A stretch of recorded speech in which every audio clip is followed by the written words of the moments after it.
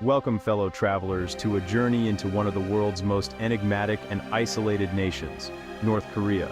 Today we'll uncover 10 mind-blowing facts that illuminate the unique culture and extraordinary experience of traveling within this controversial land. We'll navigate Pyongyang's meticulously planned streets, witness grand spectacles, and peer into the daily realities of a society developed in near-total seclusion. Our purpose is purely educational, offering a rare window into a world as fascinating as it is complex. So, prepare yourselves as we embark on this remarkable and eye-opening journey together. Our journey begins in Pyongyang, a city of grand monuments and wide, empty boulevards, a stage set for a performance few are invited to witness.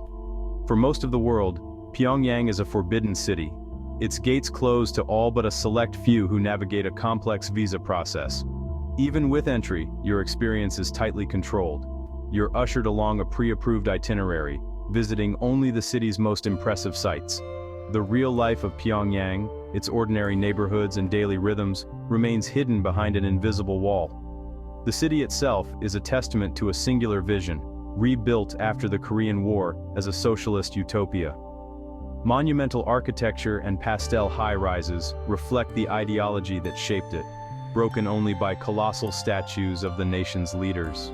As you walk these designated paths, you feel both present and separate, an actor in a play you haven't rehearsed. Locals you encounter are reserved, interactions fleeting. Pyongyang is intended as North Korea's proudest display, yet it's also the most potent symbol of its deliberate separation from the rest of humanity. Here, every moment is curated, every view sanctioned. This is the first and most fundamental truth of travel in North Korea. In North Korea, even time is a statement of identity. In 2015, the nation created its own time zone, Pyongyang time, turning clocks back 30 minutes to break from South Korea and Japan. This was more than a technical change. It was a declaration of sovereignty, erasing traces of colonial history. For visitors, adjusting your watch at the border is a small but powerful reminder that you've entered a different realm. In 2018, North Korea realigned its clocks with the South, showing how even time can shift with political tides. The story of Pyongyang time reveals a nation where symbolism is paramount. Here, even minutes and hours are tools of national pride. Few places are as tense as the border between North and South Korea, the Demilitarized Zone, or DMZ. Despite its name, it's one of the most heavily guarded frontiers on Earth, lined with landmines, barbed wire, and soldiers.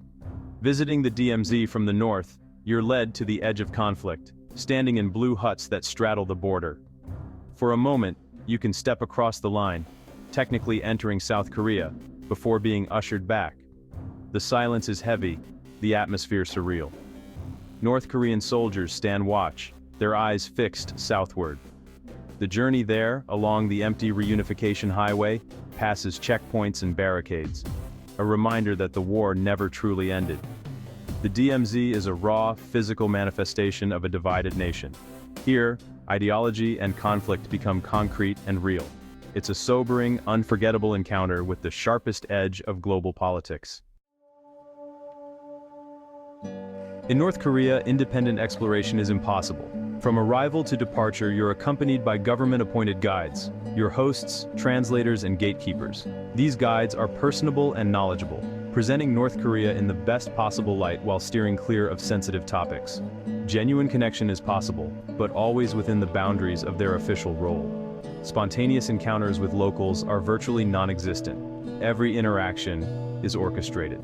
You're inside North Korea, yet enclosed in a mobile bubble of oversight. The experience is like touring a living museum, with every exhibit presented through a specific narrative. It's a powerful method of control, shaping your perception from start to finish. Photography in North Korea is strictly regulated.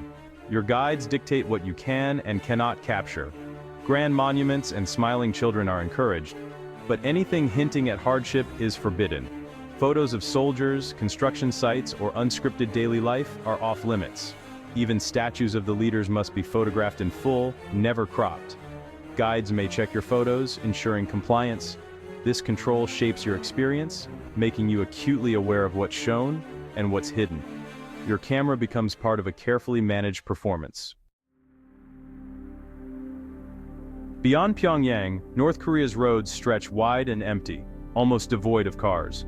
Most people travel by bicycle or on foot, a stark contrast to the traffic of other nations.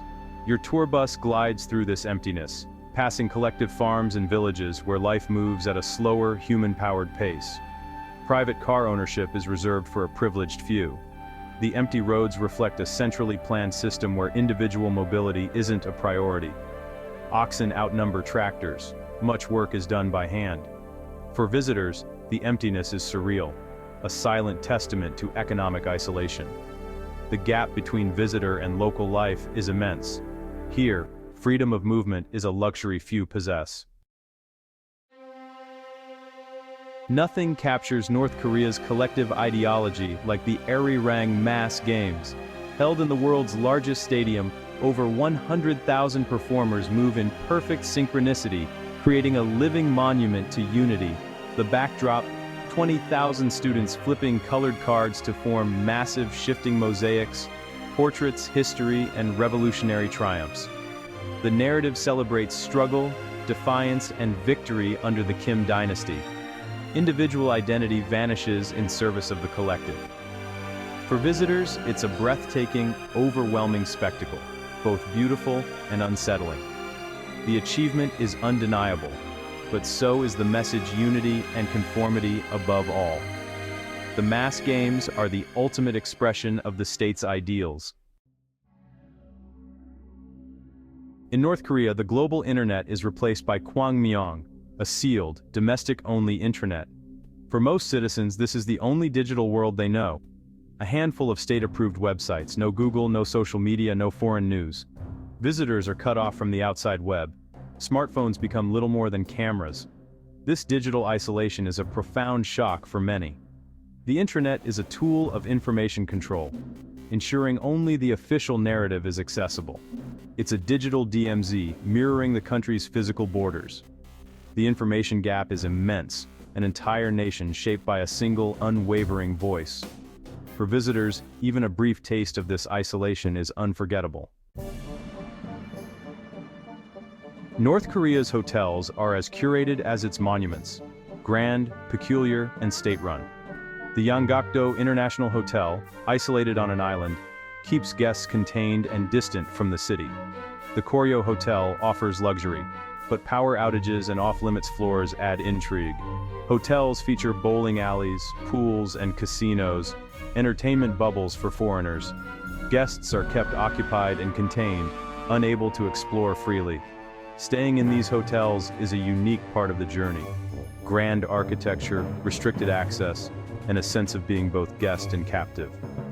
These palaces of rest complete the meticulously controlled environment for every visitor. The Kumsusan Palace of the Sun is North Korea's most sacred site, the mausoleum of Kim Il-sung and Kim Jong-il. Visiting is a solemn ritual. Strict dress codes, marble halls, and elaborate protocols ensure reverence. You pass through dust blowers and shoe cleaners before entering the dimly lit mausoleums.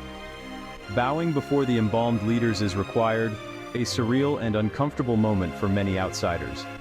The palace displays the leaders' awards and personal effects, reinforcing their deified status. Every detail is designed to solidify their place as eternal figures in the nation's consciousness. This is not tourism, but a state-mandated pilgrimage. The experience lingers, a powerful lesson in the nature of power and belief. Thank you for joining this extraordinary journey through North Korea. We've glimpsed a world of contrasts, monumental grandeur, deep isolation, and a society shielded from global currents. If this journey sparked your curiosity, subscribe for more explorations into the world's most remote corners. Your support makes these expeditions possible. Until next time, stay curious and keep exploring the wonders of our incredible world.